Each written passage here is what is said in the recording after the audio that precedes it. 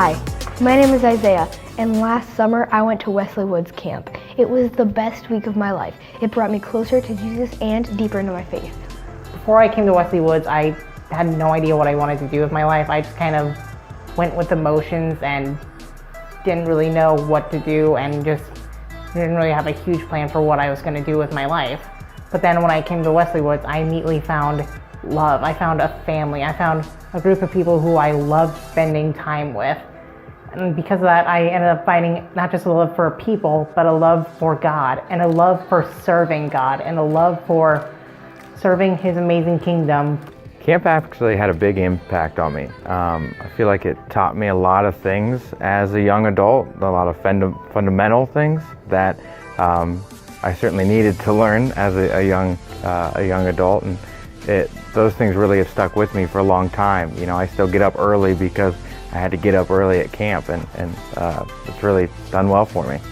You get to do canoeing, you get to do rock climbing, you get to do archery, you get to do game zone. All these stuff are fun. Because of my experience at Wesley Woods, my call into ministry was both fostered and supported wholly. And it was at Wesley Woods that I really got some of the most formative experiences as I began to explore what it would look like to be in leadership in the church. Their food was really good. Some of the foods I liked was their mac and cheese and spaghetti. I loved going on the rope course where I was 40 feet in the air. I loved hiking on a cool nature path, and I loved fishing, in which I caught a 14-inch bass. There's horses, archery, canoeing, fishing. There's a high ropes course. What I liked about the high ropes course was I liked all of it because I'd never done anything like that before. My favorite part was the zip line at the end. Can I tell them a song? There's a song called Pharaoh, Pharaoh, and it goes, Pharaoh, Pharaoh, Pharaoh, Pharaoh, whoa, oh, baby, let my people go. You can make so many new friends and learn so many new things. I recommend it. I like going back to camp, not only just because it's a good place to meet God, but because I also get to meet many new friends and just develop a great bond with God and these newfound friends.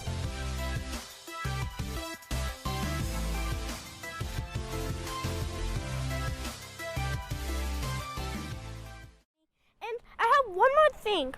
So I have a 99% chance that at the end of the summer, at the end of the week, you're going to be crying because it's going to be super great there, that it's going to be so fun there that you won't want to leave.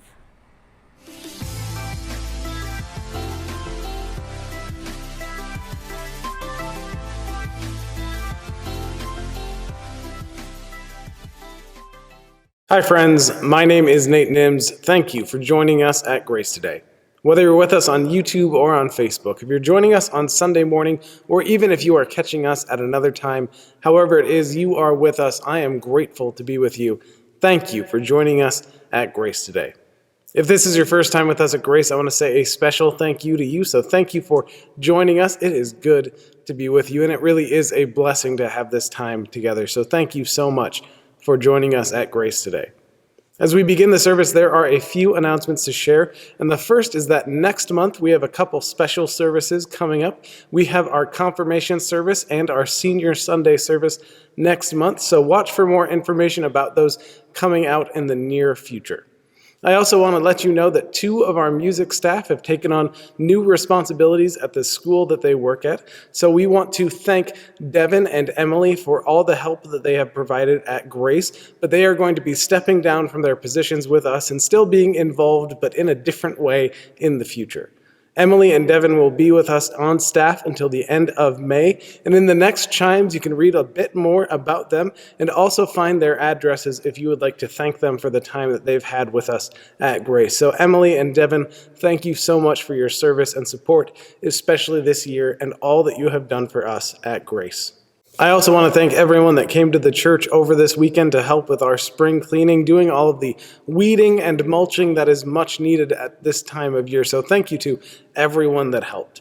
If you were not able to join us for the spring cleaning, but you'd like to learn more about plants and want to get connected to the church, next weekend on the 24th, there is an opportunity for you. Our Church and Society Committee is hosting a native plants workshop. You can learn more about that in a link that is in the About section of this service. So if you want to learn more, you can click that link and get in touch with Laura Sands, and she will tell you all about it. Finally, I know that online services aren't always the best for kids, and children of all ages only have attention spans that go so far. So we're going to do something now at the start of the service that kids of all ages can do throughout the rest of the service, or as long as it holds their attention. What you're going to need is a marker or a pen or a crayon, and then a piece of paper. So what you're going to do is start drawing on your piece of paper, and just start with a line. And draw your line however you want to, but let it loop over yourself a couple times. Let that line create all sorts of different sections. And then start looking at all those sections that you have and think about something that you are thankful for. Irene and I have a new puppy named Oats, so I'm going to draw Oats in this new section because we are thankful to have Oats in our family. But something that I'm not thankful for, something that I need God to help me with, is patience. Because Oats is a puppy, and puppies like to wake up in the middle of the night because they have to go outside to go potty. And when Oats wakes up in the middle of the night to go out, I'm not always patient because I was sleeping. So I need God to help me with patience. So I'm going to write patience over here. Think of things that you are happy for. Think of things that make you sad. Think of other people that you could pray for. Because one of the things that we're going to talk about during the service today is prayer. So throughout the service, you can draw, you can color, you can fill in this little prayer chart, and you can thank God, and you can pray and ask for help on other things too. Now, as we head into the rest of the service, we'll take a moment for centering prayer. We'll still our thoughts and minds and remember that God's grace is with us right here and right now in a moment of silence.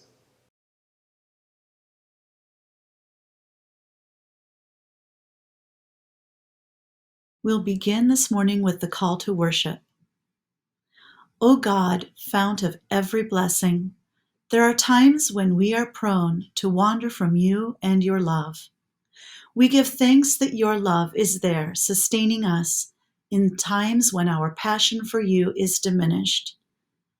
Through this time together, revive our hearts for your ministry in the name of Jesus Christ. Let us now join together in our opening hymn, Come Thou Fount of Every Blessing. Come thou fount of every blessing, tune my heart to sing thy grace. Streams of mercy never ceasing, call for songs of loudest praise. Teach me some melodious sonnet, sung by flaming tongues above. Praise the mount, I'm fixed upon it, mount of thy redeeming love. Here I raise mine Ebenezer, hither by thy help I'm come, and I hope by thy good pleasure safely to arrive at home. Jesus sought me when a stranger, wandering from the fold of God. He to rescue me from danger interposed his precious blood. Oh, to grace, how great a debtor daily I'm constrained to be. Let thy goodness like a fetter bind my wandering heart to thee. Prone to wander, Lord, I feel it, prone to leave the God I love. Here's my heart, oh, take and seal it for thy courts above. Please join me in the opening prayer. Holy God, we come seeking to feel spiritually refreshed and revived. As we explore how to renew our own spiritual vitality and that of the church, make us aware of your presence among us. In the name of Jesus Christ. Amen. Our reading today is from the book of Revelation, 2nd chapter, verses 1, 2, and 4 and 5. Write this to the angel of the church in Ephesus. I know your works, your labor, and your endurance, but I have this against you. You have let go of the love you had at first. So remember the high point from which you have fallen. Change your hearts and lives, and do the things you did at first. At Grace, we are beginning a series of sermons looking at the Wesleyan Revival and asking ourselves, what would it look like if we could participate in that kind of revival today? Now, revival is not a word that we use much at Grace, let alone in the broader United Methodist Church. I don't know what you think of when you hear the word revival, but for myself, I think of the Steve Martin movie, Leap of Faith, of that sort of tent service on the edge of town that is full of show, but shallow with substance. And yet, revival is something that we all need. Our energy regularly leaks out. We feel drained. We feel withered. I don't know if you can see them all that well, but the lilies behind me from Easter, they're not looking so hot right now. They have withered, and they could revive with the proper care and tending that they need. Just like those plants, our hearts and souls need to be revived. And we need a revival in all sorts of areas of our lives. One of the things that my partner Irene and I both like to do is cook. We enjoy spending time in the kitchen, trying out new recipes and putting dishes together. And at the start of the pandemic, that was great. Because we had recipes that we hadn't tried yet, and now we had an excuse to make them, because what else were we going to do with our free time? And then we also thought, well, we have a great excuse to make comfort food, because with everything going on in the world, why would we not want our meals to be as comfy as possible? But after a while, that routine of cooking, it lost its luster. Our energy for putting those meals together faded. But that was okay because restaurants needed our support, so we started ordering more takeout. But after a time, the excitement of takeout fades away as well. Our energy for cooking, it needs to be revived.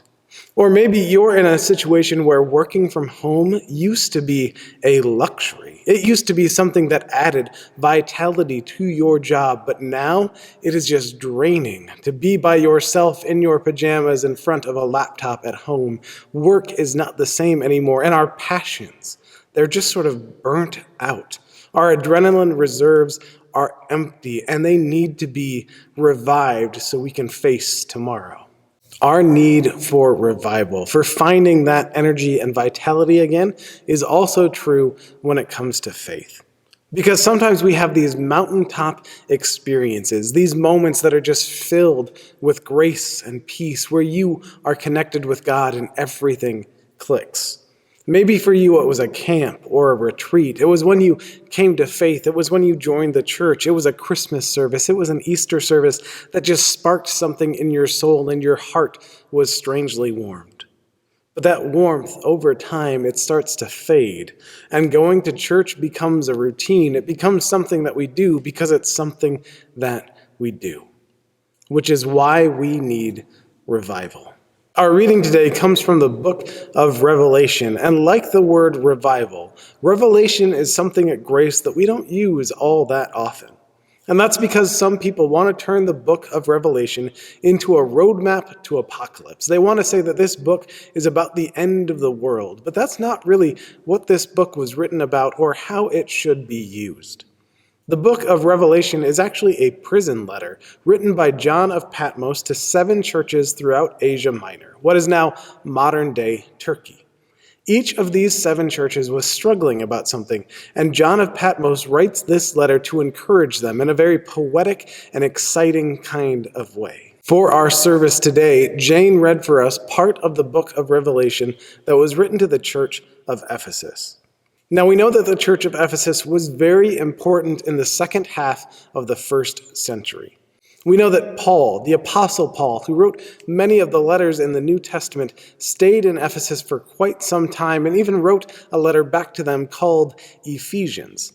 In some Christian traditions, it is said that Ephesus was also the home of Mary Magdalene, that Mary, the mother of Jesus, lived there, and that John, the beloved disciple, lived there as well.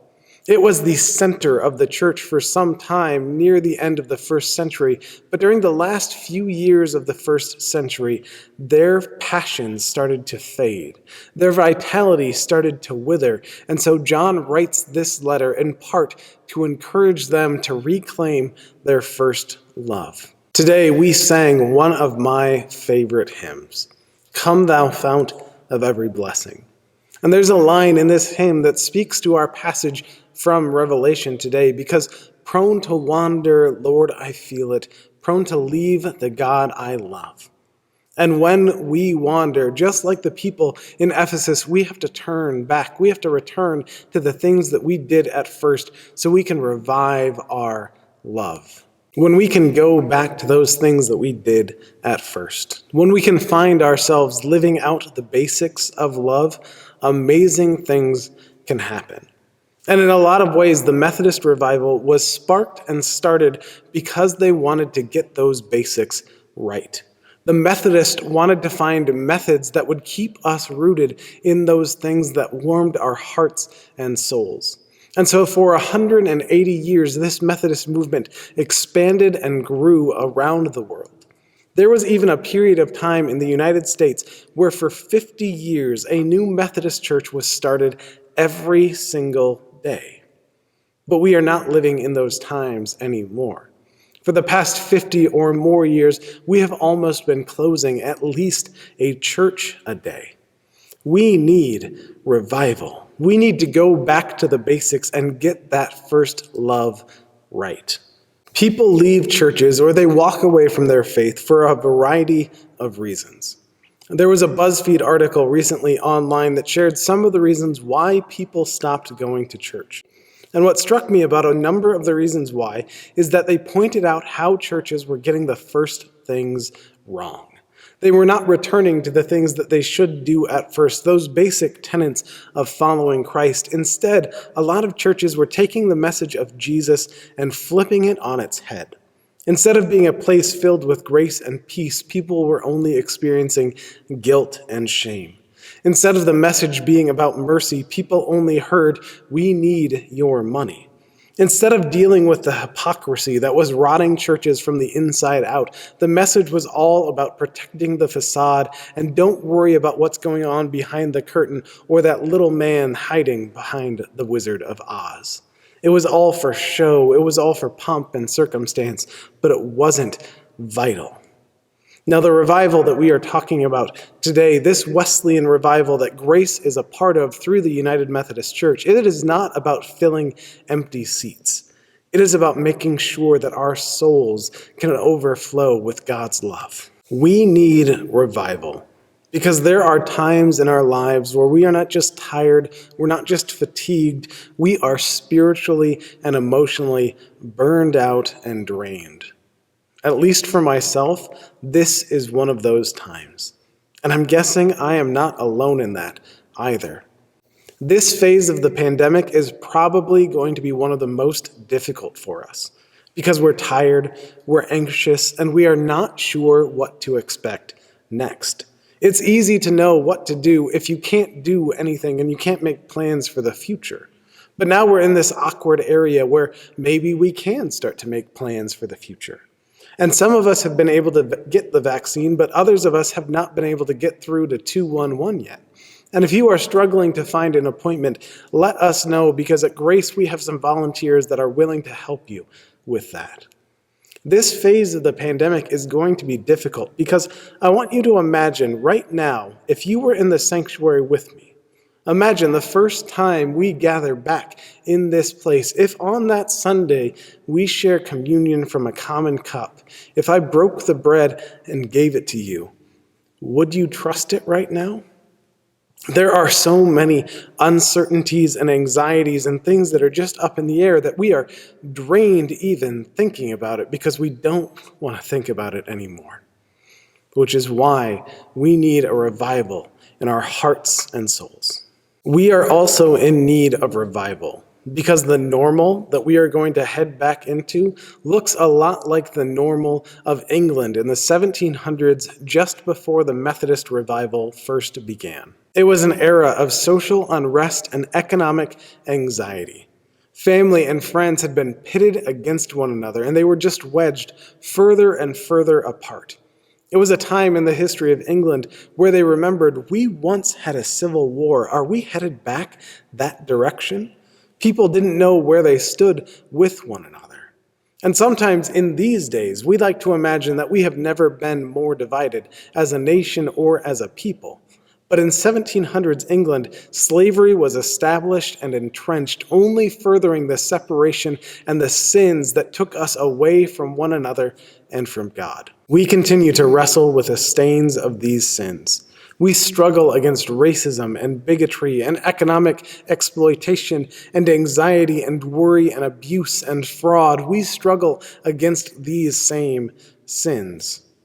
Right now, we are only 15 weeks into this new year. And yet in the United States, there have been over 170 mass shootings this year alone. 170 times, more than 170 times, there has been a shooting where 4 or more persons have been injured or killed. Hundreds have died, thousands have been injured, and we are still struggling to make sense of it all. And we can't make sense of it all because one happens and another and another. Body camera footage is so common on the news, it has become its own segment where these murders take place every day. These sins and struggles are all around us, and we need revival. We need revival not so we can go back to how things used to be. We need revival so we can finally move forward to how God needs things to be.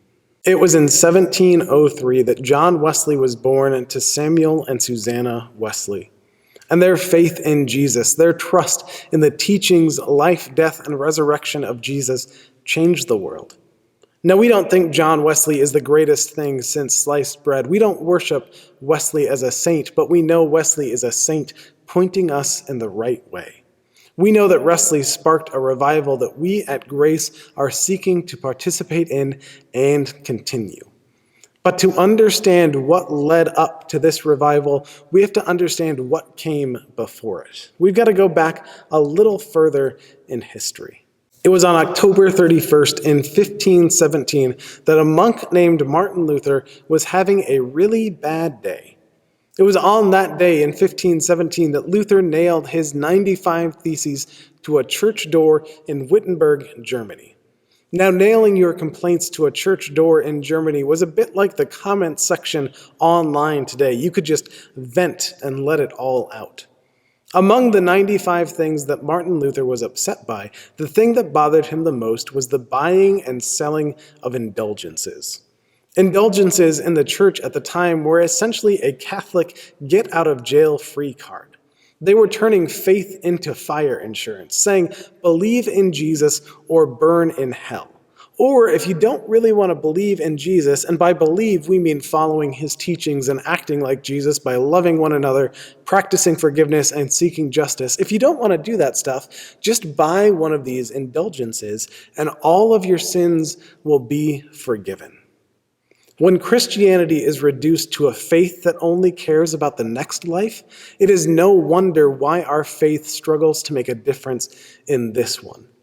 Luther pointed out all the ways that the Catholic Church at that time was getting Christianity wrong, how this faith needed to be revived, and that sparked the Protestant Reformation. It was around this same time in England that King Henry VIII was asking the Pope for a divorce. But the Pope kept saying no. King Henry wanted to have a boy, but they kept having girls with their wife, and King Henry VIII thought it must be her problem. So they wanted this divorce so they could marry someone else so they could eventually have a boy. But the Pope said, no, you can't get divorced for that. So the King of England looked at the Protestant Reformation and said, well, if those people can separate, what's to stop me? The king declared himself the leader of the Church of England. And by 1534, every monastery in England had been disbanded, and Catholicism was a crime. During this period of time in history, the Church of England wasn't really Catholic, but it was Catholic. It's kind of like when you go to Boston and you see a drinking fountain, but the locals call it a bubbler. It's the different name, but it's really the same thing. The routines and the rituals and the practices of faith in the Church of England were Catholic. They were just called the Church of England so Henry could get divorced and start having children with somebody else. It's when King Henry VIII passed away that things got really complicated and bloody in England's history. After King Henry VIII passed away, they were followed by Edward VI. Now, Edward wanted to take the Church of England in a much more Protestant direction. They wanted to follow in the footsteps of Martin Luther, but Edward was not the healthiest child, and they passed away when they were 16 years old. Edward was followed on the throne by Mary, and Mary has a drink named after her. It's called the Bloody Mary. I'll let you guess why. Mary was a violent Catholic, so much so that she had Protestant leaders put to death. Many of them were burned at the stake. Mary reinstituted the Catholic faith as the primary faith in England. The bloodshed of Queen Mary was followed by the peace of Queen Elizabeth. Elizabeth ruled with peace because she was a compromiser. She found ways to seek a middle ground between Protestants and Catholics. And it wasn't a perfect peace, but it wasn't a time of whiplash either. For a while in English history, you never knew if you went to church on Sunday morning, would it be a Catholic service or would it be a Protestant service? You just didn't know where you stood with the throne or with your neighbors or with your church. But with Mary, there was peace because there was compromise. Queen Elizabeth was followed by James, and James is most well known for having a version of the Bible named after himself. James was then followed by Charles, and it was during the reign of Charles that a civil war broke out in England. Charles was put to death, and Oliver Cromwell came to power. Oliver Cromwell got rid of the monarchy and created a commonwealth in England. They made themselves the leader of that commonwealth, and they were violently Protestant. Cromwell hated all things Catholic, so the anti-Catholic sentiment in England grew even more. After Cromwell passed away, Charles II, though, came to power by restoring the monarchy and starting a period of attempted social restoration. That's the 200-year history before the birth of John Wesley. It is a period of social whiplash, going from one extreme to the other, a brief period of peace followed by a civil war. It was a time of upheaval, of uncertainty, of anxiety, a time begging for revival and restoration. It was at this very same time that the Enlightenment was spreading throughout Europe as well. There were philosophical and scientific advancements that questioned religious practices, and the religious answers that people were used to just didn't quite cut it anymore. And in the last 200 years of English history, there was all this infighting, there was all this struggle, there were all these wars and bloodshed, while Jesus said, "Blessed are the peacemakers." But there was very little peace, and there were even fewer attempts to make peace. So people saw folks go to church on Sunday, but then not have a different life on Monday. So they thought, what's the point? Why bother? Let's just walk away and find revival somewhere else. So that's what they did. John Wesley was born in 1703 to Samuel and Susannah in Epworth, in the northern part of England. Samuel was the pastor at St. Andrew's Church for nearly 40 years, and that church has parts of the building that date back to the 1100s. Now it's clear that the faith of Samuel made a big impact on John Wesley, and as the child of a pastor, I can tell you that your parents preaching, if they're a pastor as well, it informs a lot of what you have to say. But John Wesley was also very influenced by their mother, Susannah. Their mother taught them how to read and write. She would lead family devotions around the kitchen table. She would ask John throughout all of his life, "Are you reading the Bible? Are you praying regularly? How is it with your soul? Susannah imprinted her faith on John's life just like his dad Samuel did. Once, Samuel Wesley had to go on a trip for work that took him away from Epworth for quite some time, so they found a substitute pastor to fill in while he was gone. Samuel Wesley left the church in the hands of Reverend Inman, and let's just say Reverend Inman was boring. Their sermons were terrible. Nobody liked them. So people stopped going to church. But they didn't abandon the faith. Instead, they started going to the devotions that Susannah Wesley was doing around the kitchen table next door to the church. Reverend Inman noticed that the crowd on Sunday in the church was getting smaller, but there was a bigger crowd growing at the house next door. And so Inman complained to Samuel Wesley, saying, "Tell your wife to stop doing what she's doing." Samuel wrote to Susannah, and this is what Susannah wrote in reply. "If you do, after all, think fit to dissolve this assembly, do not tell me that you desire me to do it, for that will not satisfy my conscience. But send me your positive command in such full and express terms as may absolve me from all guilt and punishment for neglecting this opportunity of doing good, when you and I shall appear before the great and awful tribunal of our Lord Jesus Christ." For Susannah Wesley, that was a mic drop moment because Samuel never said anything about it again. In other words, Susannah said, "No, I'm not going to stop doing the right thing, and you are not going to stop me either." Susannah was a very strong influence in John Wesley's life. So much so that John did not just appreciate her advice, sometimes he would seek it out. Now, John Wesley was a fellow at Oxford University. This meant that John was a pastor and a professor and a guidance counselor all at the same time. In that academic environment, it was only natural that John thought all pastors have to be professionally trained. They have to go to school to do this job and preach the word properly. Which is why John Wesley was a little upset when they heard about a layperson, someone untrained and uneducated, that was starting to give sermons in one of the Methodist groups. John thought, "I have to put an end to this," but he sought his mother's advice first. And his mother said, "No, you can never tell that person to stop. They're good. They're passionate. They are filled with the Spirit. They know what they are doing. You can trust that person." And since that time on, laity, non-clergy have been instrumental in the Methodist movement. This church is built on your leadership and guidance and assistance and strength, and it would not be the church without you. And that's all thanks to the example and the advice of Susannah Wesley. This is not to say that Susannah Wesley was the perfect mother.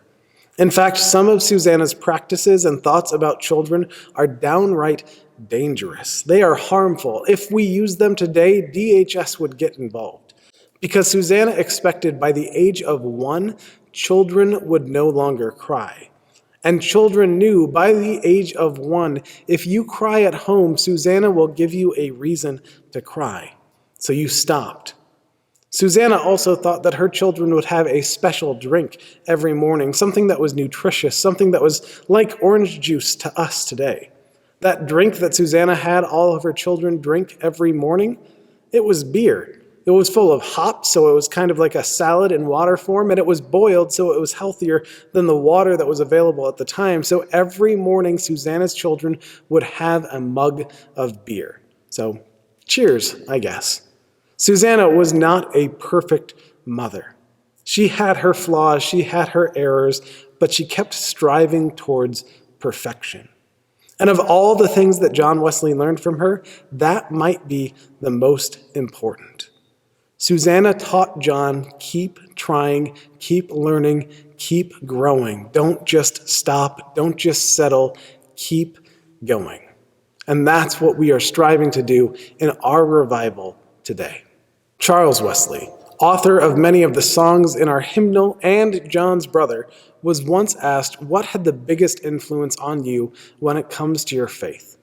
And Charles responded by saying, "My mother's prayers." If you are watching this right now, I'm willing to bet that someone is praying for you. that someone has had you in their prayers, that their faith and their example has sparked something within you, that somebody has shown you what it means to follow Jesus, and you wouldn't be here without their prayers or without their example. Susannah's prayers, her example was that for Charles, and it was that for John. So we can learn from Susannah, be intentional in how we share our faith. Live with these methods that we will get to in the coming weeks, these practices of our faith, by intentionally praying for one another, by being there to offer advice and counsel and care, not always, making sure that people stop crying after the age of 1. There are some things that Susannah got wrong that we can say, we're not doing that.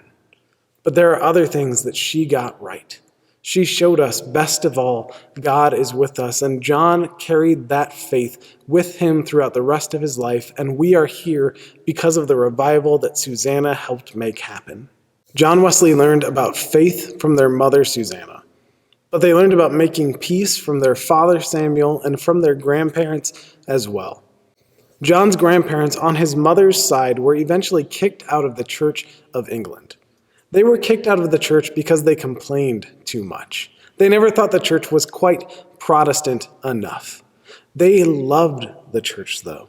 And even as they were kicked out, they sought to maintain the peace because they thought that the church, even if it is not perfect, it could point us to the perfect love of God, and we should strive to live with that love as much as we can. Their example, and the example of Samuel, led John to find the middle way. He would seek peace with one another however possible and whenever possible. We could say that Wesley was conservative because there are things that Wesley wanted to conserve. There were traditions and habits that they cherished and clung to and did not want to lose.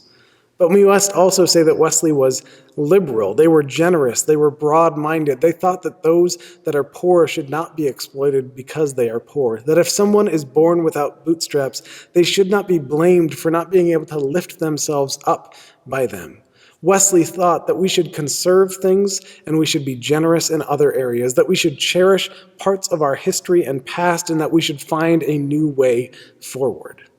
This is why in their explanatory notes to the New Testament, John Wesley writes this: "Would to God that all the party names and unscriptural phrases and forms which have divided the Christian world were forgot, and that we might all agree to sit down together as humble, loving disciples at the feet of our common Master, to hear his word, to imbibe his spirit, and to transcribe his life in our own." This sentiment is echoed in one of John Wesley's most famous sermons on a Catholic spirit.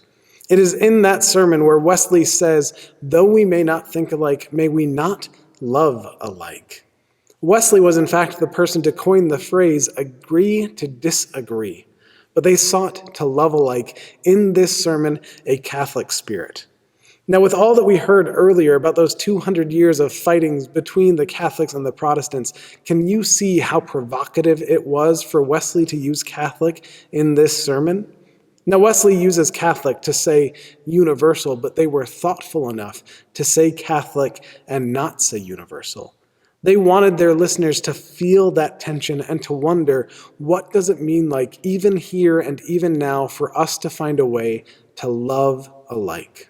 What would it mean for us at Grace to devote ourselves to that kind of Catholic spirit, to find a way forward where we seek to love alike? Maybe it would mean we assume the best of one another instead of doubting or questioning our intentions. Maybe it would mean we listen more and we talk a little less because we don't just understand what someone believes, we strive to understand why. And it doesn't mean we surrender our convictions. We hold to our same hopes, but we let them hold to their hopes as well, and we try to find a common ground where we can all move forward together. Maybe it would look like remembering what Paul says in Corinthians, where they write, "Love is patient, love is kind, love is not envious or boastful or rude." Take the word love and replace it with your name.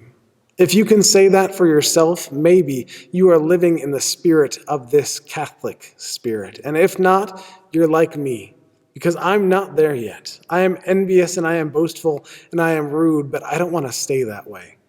I want to live in this love that Wesley points us to. I want to live in the love that Jesus shares with us, and that's why I want to be a part of this revival. It is easy to demonize one another right now, especially with all the time that we are spending online. But one of the marks of the Methodists is the ability to see the good in one another. It is to hold our hopes with an open hand instead of a closed fist. Because revival cannot happen if our hearts are hardened because we believe we have everything figured out. There are times and there are spaces for criticism and critique, and God knows we need a lot of both right now. But if we are only digging deeper into our own trenches, we will eventually bury ourselves and never move forward together. If we are only attacking one another, we can never see the image of God in one another. So for the next few weeks, we're talking about this revival, about how Grace can be a center of revival, how things in Des Moines can be a bit more like they are in heaven, which means we devote ourselves to our highest callings as Christians, loving God and loving our neighbors as we love ourselves. Love is the first thing. That is what we need to return to at the start, reclaiming this first love. And as we follow Jesus, the first thing that we have to think of is how is our following Jesus making us more loving? As other people see us practice our faith, do they know we are Christians by our love? Now, this love, it is not always easy. And often when things are most difficult, love is most needed. And that's something that Samuel and Susannah Wesley knew very well. In their lifetime together, they had 19 children. And 9 of those children either passed away at childbirth or in their earliest of years. But they never believed that God was punishing them. Samuel and Susannah Wesley never thought that this was a trial or that God was hurting them. They trusted that God's grace was with them and with those children, and God's grace would always see them through any struggles. Another struggle that the Wesley family lived with was debt. Samuel Wesley was almost always in debt because as a pastor, he made £200 a year, but that was not enough money to feed his family of 12. So Samuel Wesley was always borrowing money from someone, usually a church member. And once a church member let Samuel Wesley borrow £30. That was about 2 months of Wesley's salary. Now, we don't know what Samuel did or said to this church member, but something set them off. So that church member came to Samuel Wesley and said, "Your debt is due. Pay up." And Samuel, they couldn't do it. They were even more in debt in that moment than they were at the moment they borrowed those £30. And so Samuel Wesley was thrown in debtor's prison. And Samuel Wesley stayed in that debtor's prison for 3 months. This church member was so angry at Samuel Wesley that Wesley stayed there for 3 months. And the church was on that member's side because they let Wesley stay there as well. It was eventually a bishop in the Church of England that bailed out Samuel Wesley and paid the debt that let him go free. The letters that Samuel Wesley writes at this time in his life are actually pretty positive. He writes in some of his letters that, well, if I'm not going to preach at the church on Sunday morning, at least I can preach in prison. Wesley sought to make peace. Samuel Wesley sought the good in others even when he was being harmed. And that's another lesson that John learned from his family. A church member putting you in prison for not paying back your debt is one thing. But arson, that is something else entirely. At one time in Samuel Wesley's career, members of their church were so upset with them that they burned down the Wesley home. John Wesley was 5 years old at this time, and when the fire started, it was on the thatched roof, so it burned from the top down. The family all escaped, or at least they all thought they escaped, because as Samuel and Susannah were counting their 10 children, they realized one was missing, and that one was John.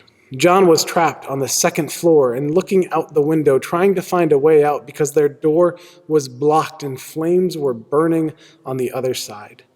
Samuel and Susannah started to pray, and as they prayed, two church members stood on each other's shoulders and pulled John out of the fire, rescuing the family while they watched it burn down around them. Now, we all know as pastors that sometimes people aren't going to like you. You get that unsigned note, you get an angry email, you get an office visit or a phone call. Now, nobody has burned down my house, but once, a few years ago, Christmas fell on a Sunday. So I decided we would do a Christmas Eve service, and then we would have a Sunday service for folks that didn't have anything else to do on Christmas morning, that didn't want to be alone. They didn't want to be lonely. So we came together, we read the Christmas story, we shared some Christmas cookies, and had a good time together. But right before that service started, a church member sent me a text message. And they sent me a message that said, "Just so you know, my kids only come to church on Christmas, and they really didn't like your Christmas sermon. I thought you should know so you can do better next year." My house was not on fire, but I felt that burn. And in that moment, I thought, all right, I'm done. My career's over. I'm just going to throw in the towel now. But that's not what Samuel Wesley did. Because after that house was burned, Samuel Wesley stayed as the pastor in that community for 35 more years. Wesley was not going to let one bad thing get the last word. That evil and that injustice was not going to be the final say when God's grace had a chance to transform that community. So Wesley endured. Wesley stuck it out. Wesley stayed there and offered grace week after week after week, year after year after year. Life is hard. And this last year has made that exquisitely clear for all of us. There are challenges and disappointments and opposition and struggle, and it all hits us and makes us want to give up and give in. But John Wesley learned from their parents that in these moments of struggle, you don't run away from God, you run to God. You trust that Jesus' love is sufficient and that the worst thing will never get the final say because God's love will always win out in the end. Don't lose sight of the love that you had at first. Because we know our works and we know our labors, and God knows we know our perseverance. 13 months later, we are still persevering with one another, but in this, have we lost track of the love that we had at first? Have we lost the plot? Have we started to go through the motions and not expect to see the transformation of God's grace that turns us into partners in revival? A burned down parsonage led to John Wesley's heart being strangely warmed because Samuel and Susannah did not give up and they did not give in. They trusted that God's grace could transform even this. So what are we trusting that God will transform in our community and in our lives? There are 3 things that I hope you can take away from the time that we have shared together today. And the first thing is that revival is most often sparked when we realize we cannot abandon one another. We must strive to see the goodness in each other. We must seek ways to love alike by seeing the image of God and the likeness of Christ in every person that we meet. Second, revival happens when we, like Susannah Wesley, are intentional in praying for one another and in sharing our faith one another. And it's not being preachy, it's not being showy, it's being like Susannah Wesley and doing the right thing because that's the right thing and no one is going to stop you. Finally, revival happens when we don't give up. There will be challenges, there will be struggles, there will be pains along the way, but revival is just around the corner. And if we give up now, if we settle for the status quo, we will never reach the place where God needs us to be. God is with us, encouraging us to move towards revival, to follow the ways of Christ and go back to the very first thing, to find our way back to this love where we love God and love one another first and foremost by committing ourselves to that, to the things we do from the start that let us live out that love now and always. Whatever challenges come our way, we will endure because Jesus is with us, and this love will never let us go. So now we will come together in prayer like Susannah did for Charles and John. We will be intentional about opening our hearts to God and to one another, so share your prayers with us if you like. If you're watching on Facebook or on YouTube, you can have your prayers in the comments. And if you did one of those coloring prayers that I showed you at the start of the service, you can share some of the things that are on that sheet if you are comfortable.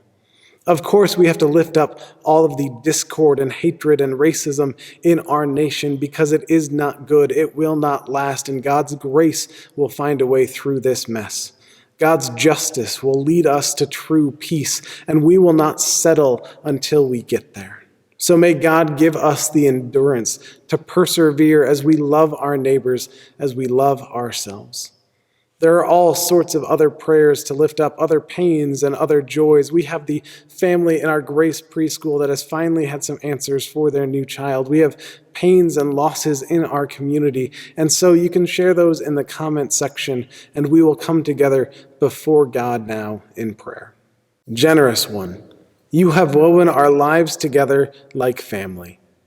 Teach us how to live faithfully with one another as kin, recognizing the need of anyone as our own need, refusing to be passive before systems that harm, choosing to live generously, rejecting impulses to hoard or possess.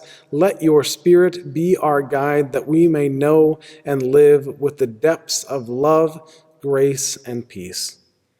All this and so much more we pray through Christ who teaches us to pray, saying, Our God, who art in heaven, hallowed be thy name. Thy kingdom come, thy will be done on earth as it is in heaven.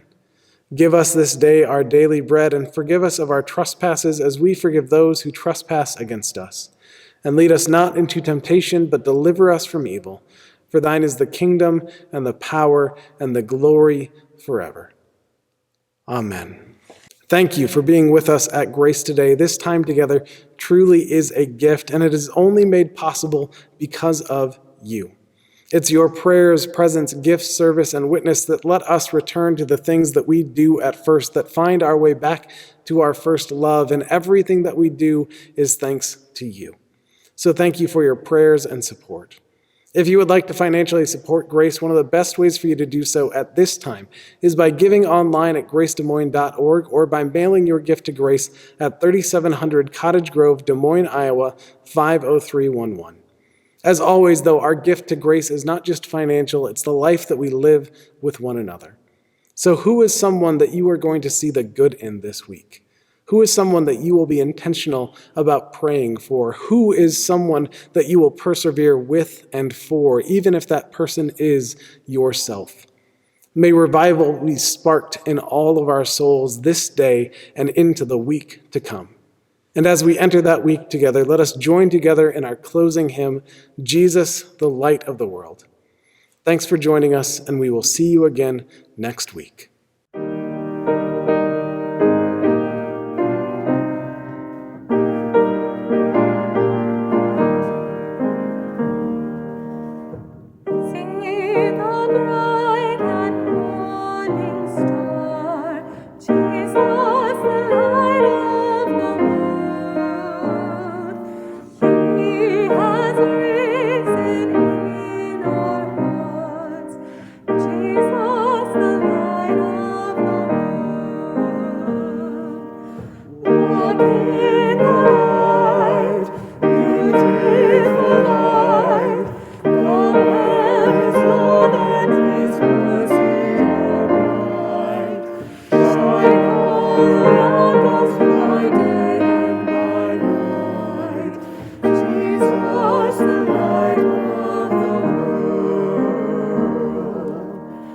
He's the